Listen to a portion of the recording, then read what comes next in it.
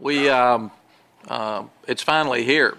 OU Week's here, and people talk about it all year. Fans talk about it. Kids look forward to it on both teams. Coaches look forward to it. So it's a great game. It's always difficult the week before because everybody's talking about the next week, and I'm glad that we're at this point.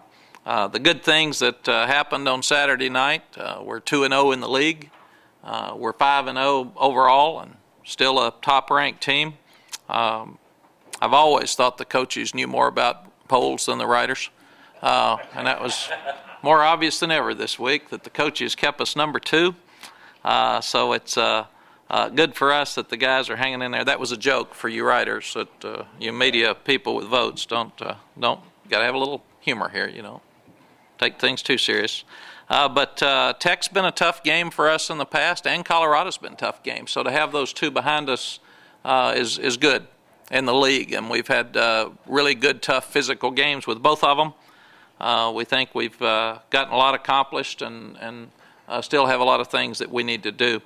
But you look at the good things again, this is probably the first time since we've been at Texas that we have a great chance to score with all the phases. We can score on defense now, and that hasn't been something we've done consistently well.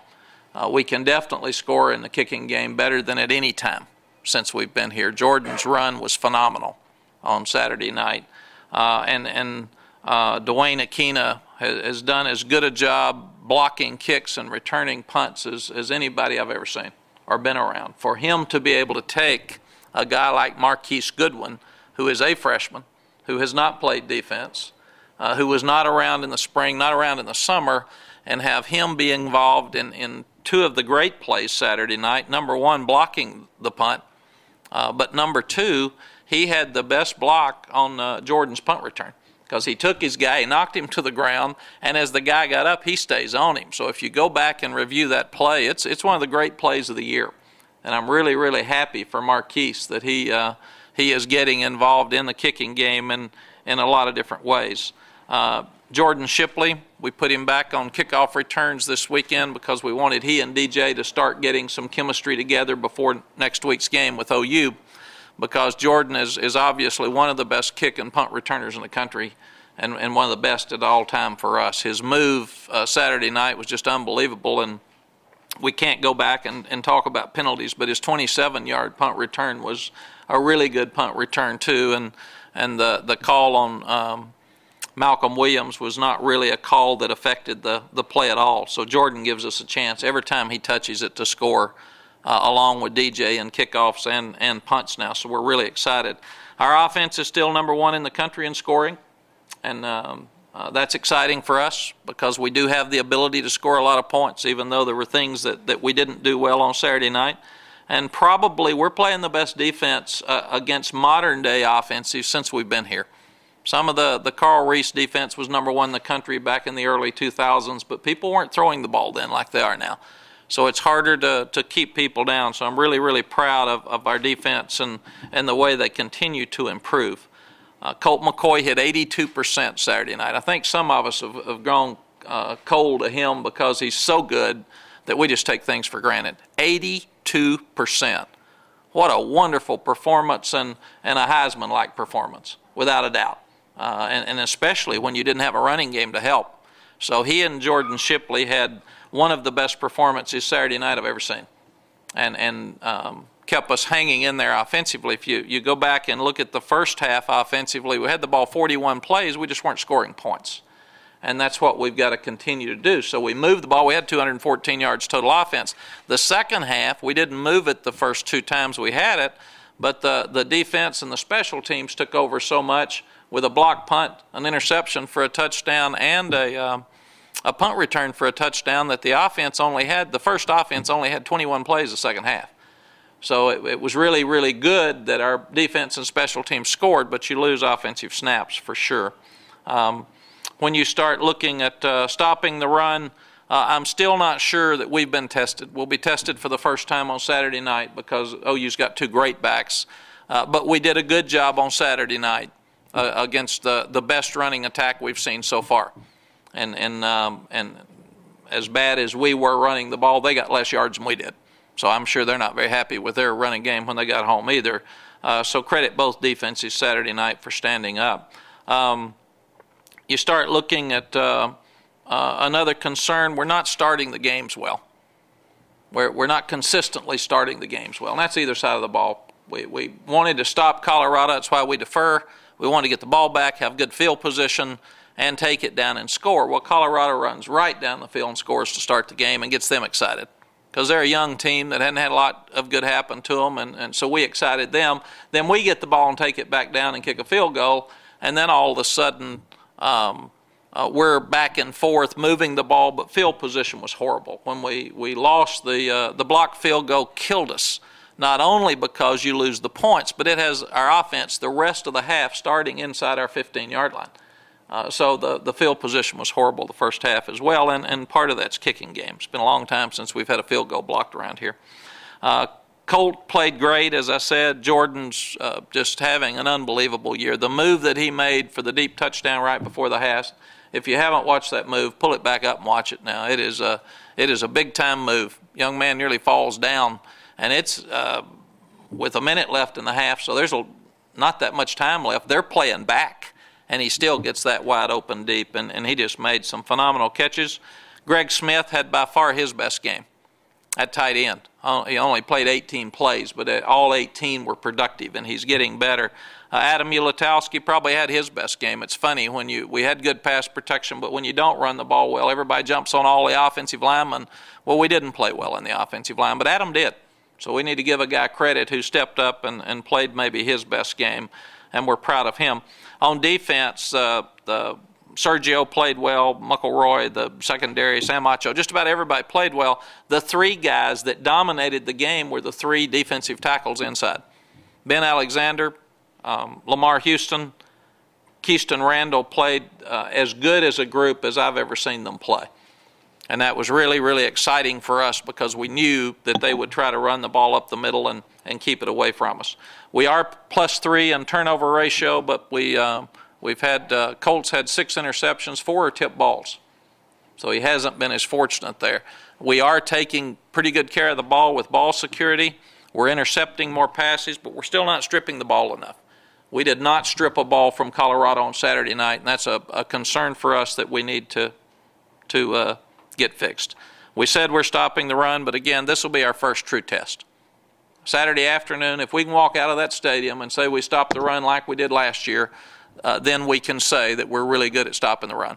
Right now, I think there's still question marks. I think Saturday afternoon proves it because they'll be as good at running the ball as anybody will play. We need to run the ball better. We were very, very poor with it Saturday night. There's a whole lot of reasons. I mean, it doesn't matter. We don't have enough time, and it doesn't matter to go over all the reasons that we've got to keep getting them fixed. We can just blame me and move on with it.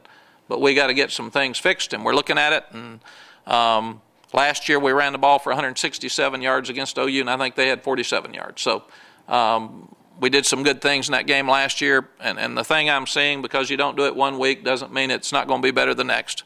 I thought that probably the Colorado defense came in more attentive against the run than we did offensively because we were probably standing around thinking about next week, and they weren't.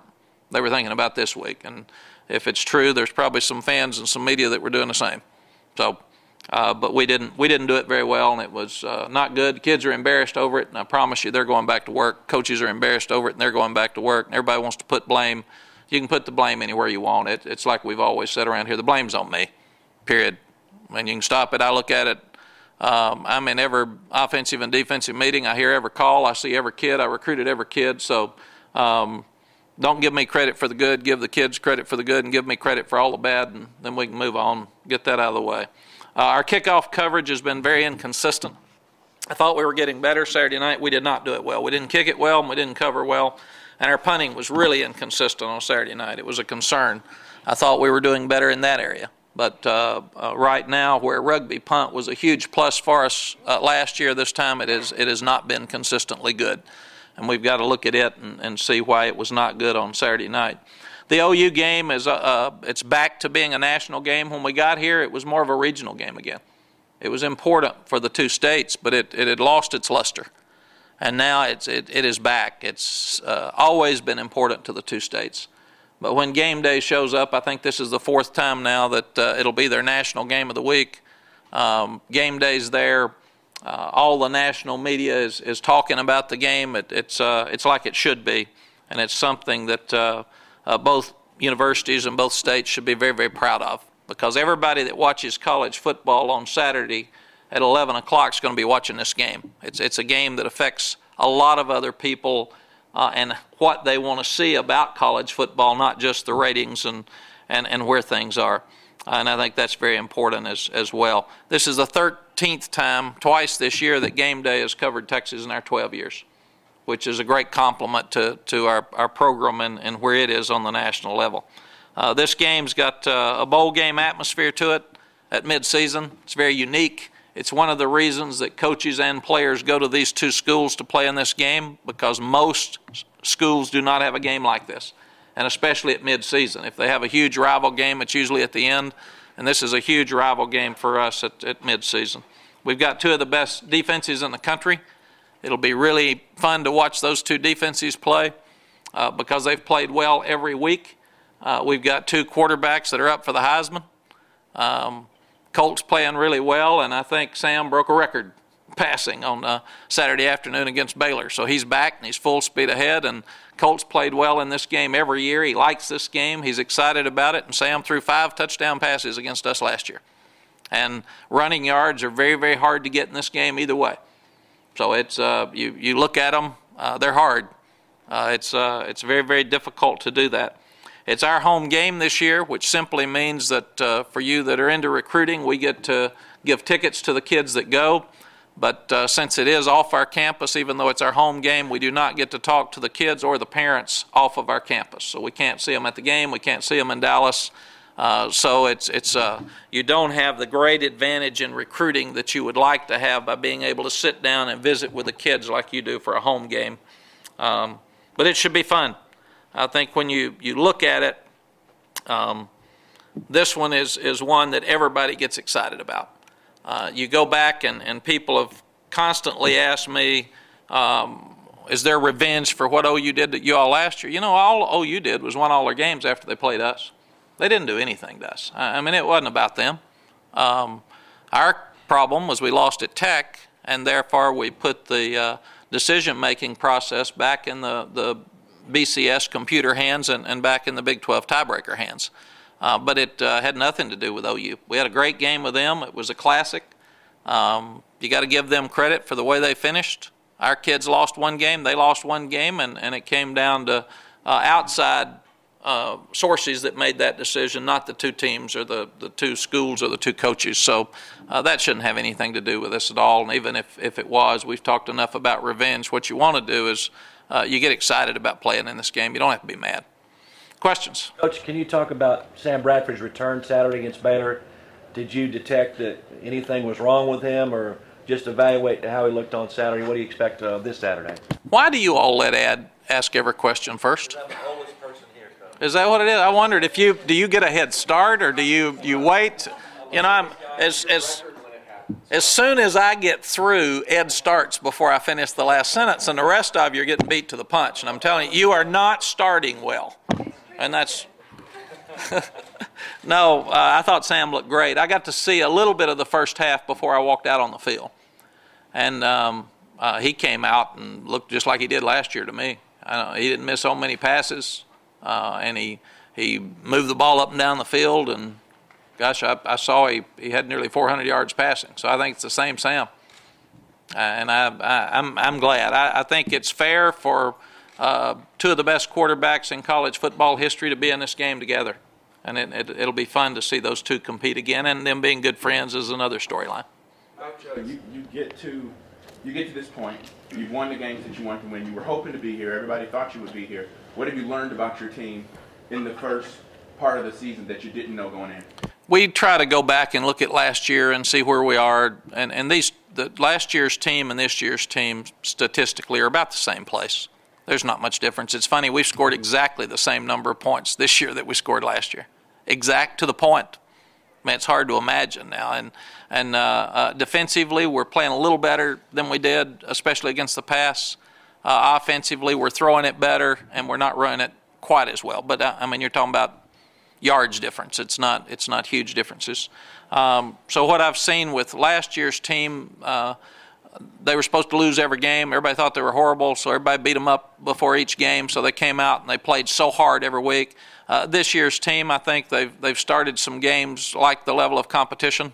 At Wyoming, they didn't start well. At Colorado, they didn't start well because they think they're pretty cool right now, and that's a dangerous thing. So I think that's part of it. Some people would think they're playing uptight. Some people would think they feel too good about themselves and walk around being a little cocky, and somebody hits them in the face, and then they wake up. So those are the things you can't answer as coaches, and you're constantly trying to find. And when you're dealing with so many players, there's probably some that have a little of both. Some are playing a little too uptight, and some are playing the other. But the other thing that's so obvious in our 12 years here, the standards changed. Standards changed. I mean, we beat somebody 38-14. We're mad. They leave happy. I mean, it's unbelievable what happens around here now. They go home 1-4, and they felt good. And we're 5-0 and mad. So things have changed, and it's my job to make sure the kids understand why that happens. It's because they've won so many games. Talk about the inconsistency of the offensive. Sorry. I'm going with a good-looking one. I understand. Can we talk again how important special teams? And he was talking about inconsistencies. I knew where that was coming from. So we don't. In fact, I don't know that I'll get to the back row. You shouldn't start to ask a negative question and get cut off because you never go back. Special teams. And do you think there's a maybe smaller, faster group of guys in the country than the ones that are on your kicking card? I don't. I'm really excited about it. Honestly, we always said every time you receive a kickoff or a punt, you ought to be excited and have a chance to score, and we can do that now. I was disappointed in our kickoff return team Saturday because here they are, number 3 in the country in kicking off and covering, and we're number 2, and I thought they got the better end of us on both. I thought they returned them better than we did, and I thought that they covered them better than we did. So that phase we were disappointed in.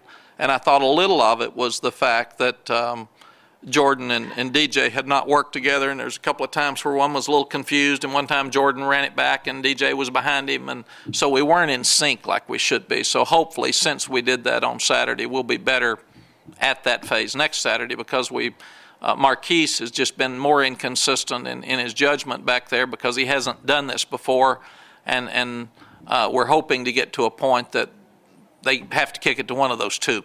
I mean, they can't get it away from us because they kept trying to kick it to Malcolm and get it away from DJ, and we'd like to see DJ touch it now. He's really electric in those returns. But when you can put pressure on the punter by blocking the punts like Dwayne Aquina and his group are doing right now, it leaves you really vulnerable for a punt return because they've got to make sure they're in there, let ball gets off before they can start covering.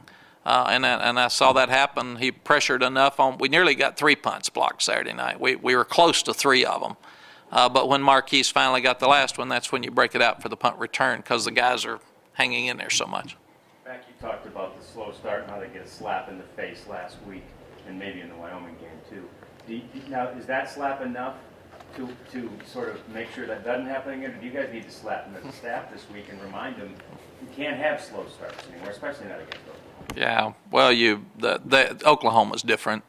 We said they play up to the level of competition. There won't be any slapping this week. They'll be pumped. They're focused. It's different week, different game. I really think when you go back and look at it, what I've learned about our school and our place is the way the media covers us and the way the fans get excited about the game is the way I can judge whether our team's going to be excited about the game or not. Last week, there were probably 6 people here. Room's packed today. Whole message will be different. When our players walk in today, they'll understand this is a different week. All the fans were asking them about OU last week. So really and truly, John, our job is to make sure we try to get them in the right places this week. They're going to be excited about this game and ready to go. Then even though Missouri's playing really well, it's a different week coaching next week too now. Because when you get through with this one and they're on such a high, both teams, and they're so excited and it means so much, next week you have to go back to work, and that's a very, very difficult Sunday and Monday regardless of what you do. I was really excited about our kids last year after they won this game. They went right back to work and played good the next week. But that's a hard thing to do. The week before and the week after is very unique here when you're coaching in the same. But when I was at OU. And how do you balance the line between hate, motivation, focus? I think everybody's got their own personalities, and everybody has to figure out what's the best way for them to play well and try to win the game. I think that's the thing. And a lot of people can't use hate, revenge. A lot of people, they'll get excited about what's best to win the game, and that's what the team needs to do. I would think this one, they'll be excited about playing. It's fun. It sounds like the weather's going to be great, national TV, 90-plus thousand, game day. I mean, all those things are what kids want, and that's what's exciting for us. I think sometimes we feel like we're going to win a game, and we just go about our business, and I don't think anybody on our sideline ever thought Saturday night we had any chance to lose. And sometimes I'd like to see more urgency, and I thought last year's team at times had more urgency. This one can sit around and say, we'll be fine. We'll be fine. I wanted to say, well, pick it up. I'm not fine. You know, I'd like for you to get fine for me faster. I'm getting old. So, Jeff, your inconsistent question. Last question. We don't want to leave this now. You mentioned there's good in the offensive line. I mean, Adam Latowski's playing very well, but and the group's playing well for the most part. But the breakdowns that they are having, can you just talk about the frustrations and those inconsistencies that kind of pop up and how you go about fixing those? Yeah, I can't go into that here. It's too long. It's too big. We talk about it all the time, and everybody. When I give opinions, everybody's going to have 9 more that are different. So I think probably when you look at it, Chris Hall played really sore and limped and fought through it because he didn't get to practice at all the week off, and he's so tough that he probably played and probably shouldn't have, but he did.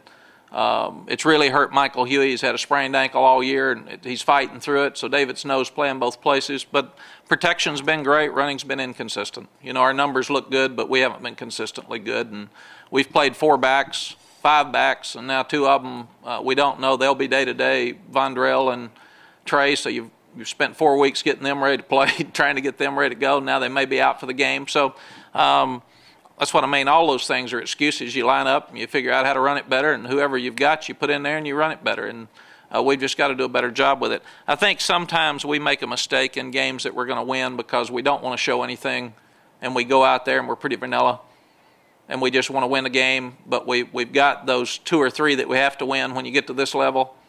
And so sometimes just to go back to work and get better and get tougher, and felt like we were going to win the game, and we did, but I think in some cases it's good around here that you struggle some, because you all will help me coach the offensive line this week, and that helps. I mean, it really helps us have to go back to work. I don't know why the Riders dropped us. I'm going to call them and talk to them. I just can't believe that. You know, the polls really, if you're in the top 5 this time of the year, look at Virginia Tech. They got beat in the opening game, and they're what, 4th, 5th?